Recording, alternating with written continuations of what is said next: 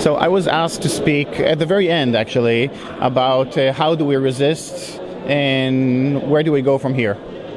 So I think that in order to speak about where do we go from here, we have to ask a little bit, at least, about, first of all, what is resistance? What are we resisting? And also, how did we reach the situation? So I'll mention briefly how the entire race state, the entire Zionist race state, was founded as such, as a race state. It has precisely zero legitimacy, that we have to challenge the very legitimacy. And this was also aired yesterday by some of the speakers, which is very important. Some of them, I know, they didn't speak that discourse in the past. In the past, they may have said, oh, you know, we're opposed to the occupation, we're opposed to apartheid, we're opposed to this or that policy of the state. I don't consider myself, I don't waste time about challenging this or that policy of the Zionist race state. I challenge the very legitimacy, the very existence of that race state, which has precisely zero legitimacy, and I can explain why. And just like any other system of oppression, domination, and terror, like slavery in the US, apartheid in South Africa, Nazism, fascism, all of these had to be abolished. And that's the only way forward. We have to abolish that system of oppression in order to move forward, in order to create something that benefits the rights of all the people, all the sons and daughters of that land. And when I say all the people, I mean all 21 million, 7 million of whom are among the privileged group that I belong to, who currently by law are regarded as the Übermenschen in Israel. And the others are 14 million Palestinians, half of which are in forced exile for the past 7 decades. Why are they in forced exile? For one and only one reason, because they were born into the wrong ethnicity. So all of those 21 million must have equal rights, must have the full Bill of Rights. At the very least, they should have the same rights as I do. So this is, for example, something that I would like to drive the message, and also explain basically what has changed after the 7th of October. The 7th of October, the story of Gaza did not start on the 7th of October. It did not start 20 years ago. It didn't even start with the occupation of 67, as people think.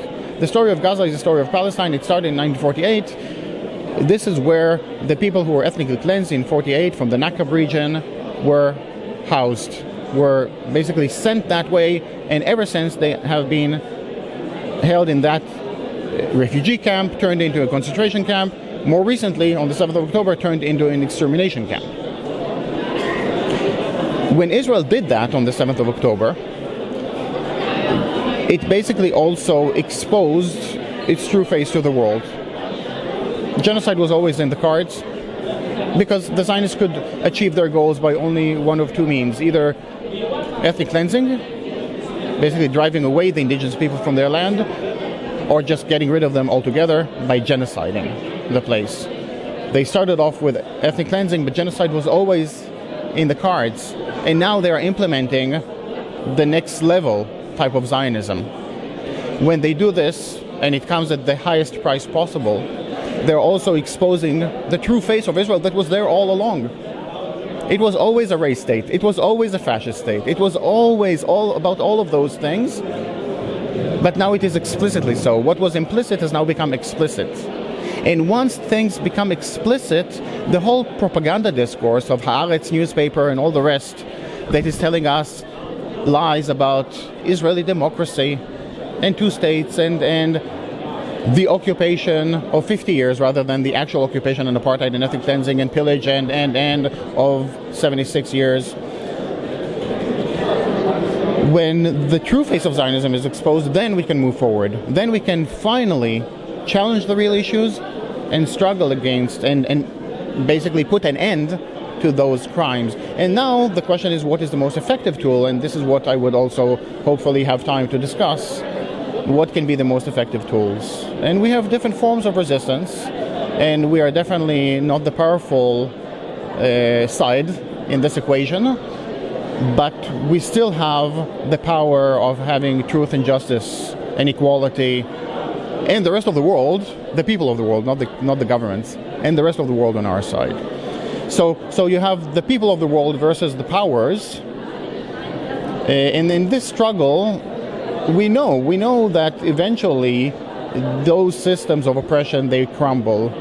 The question is, how do we bring about this dismantling of Zionism sooner rather than later? So I think you allude to the notion as if the Zionist state is somehow, quote-unquote, a Jewish state, a safe haven for Jews. So first of all, it is not a Jewish state, it is a Zionist state. Zionism and Judaism have precisely nothing to do with each other.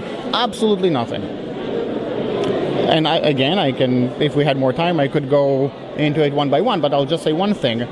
Zionism, which was created here in Vienna, in the mind of some mentally not that stable person, who was also racist and other things, Zionism created things that are totally alien to Judaism. For example, the notion of Jewish nationalism.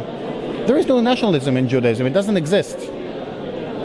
Zionists were not Jewish by religion. They were not religious. They were actually very anti-religious. They hated, absolutely loathed the religious Jews of Europe. They didn't want to be like them. They wanted to be like the rest of the Europeans. They wanted to be Austrians in this case. But they were looked down at because of those other religious Jews. They were also looked down at, even though they were not religious. So, long story short, they had to create something that basically to convey their identity. And that was the notion, because they were not religious, but still treated as Jewish in one way or another, what made them Jewish. So it transformed into creating this thing which they call Jewish nationalism, or even ultranationalism. And unfortunately, the tragedy is that in order to have a place where they could implement that so-called Jewish nationalism, they chose a place that was already inhabited by other people. And inherent to the Zionist thinking is that they could only be safe if they had a place for them and only for them. The exclusivity of it is key. Unlike Judaism, which is inclusive, people don't know it, Judaism as a religion is an inclusive religion. It doesn't try to convert people, but it is possible. Zionism is inherently and fundamentally exclusive. So they had to create a place for them and only for them. And they did that at the expense of the indigenous people of that land, the Palestinians. Why should Palestinians have the same rights as I do? Just because I was born into a situation which is fundamentally unequal, a situation of apartheid, that is wrong. The demand for equality is the most basic demand of any human who doesn't like the criminality and racism of that apartheid system that was formed. So the demand for equal rights for those indigenous people who cannot even live on their land is a no-brainer. The question is why other people don't see it, why other people how do they try to justify them living at the expense of other people? And that has to be challenged. So the notion of having a quote-unquote Jewish majority, again, which is not about Judaism, it's about Zionism. First of all, the Zionists were not a majority to begin with, and they are not a majority today. They were only those newcomers, the colonizers, who came in to inherit other people's land. At the eve of 1948, there were only 1/3 of the population, and most of them were newcomers. Obviously, there were a few Jews living there for generations, but the vast majority were the newcomers, and there were no more than 1/3 of the population in 1948. Also today, there are no more than 1/3 of the population. I mentioned we are 7 million Israeli Jews, privileged Israeli Jews, and another 14 million Palestinians. That's exactly 1/3. Only that those 14 million Palestinians, half of them are in forced exile, the others are in different Bantustans, in different concentration camps, or other forms of ghettos, limiting their freedom of movement, limiting their rights, even, as we know, limiting their right to life itself.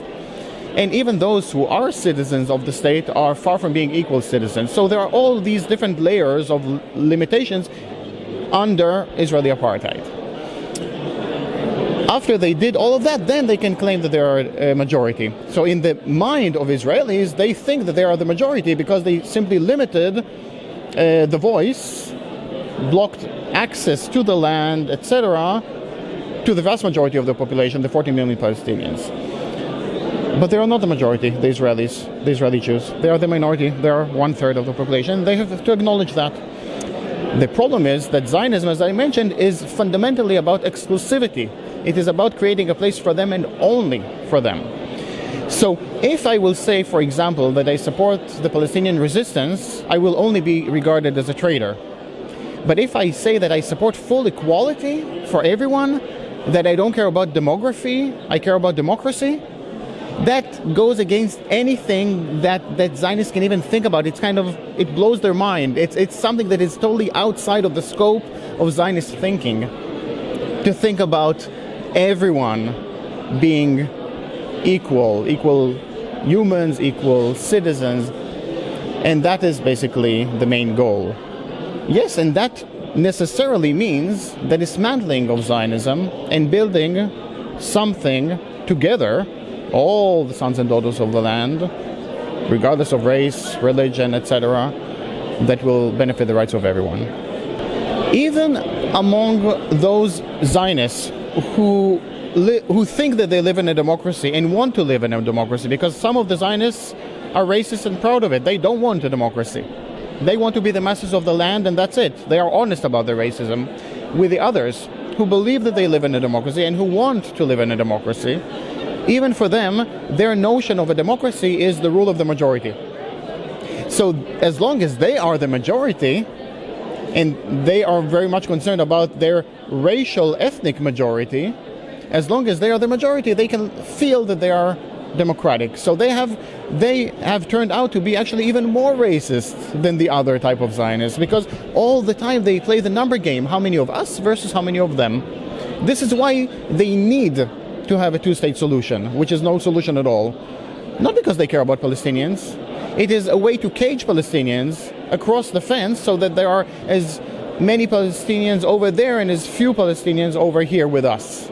This is the whole notion of having two states, and then they will also get the legitimacy from the rest of the world for their racist apartheid states.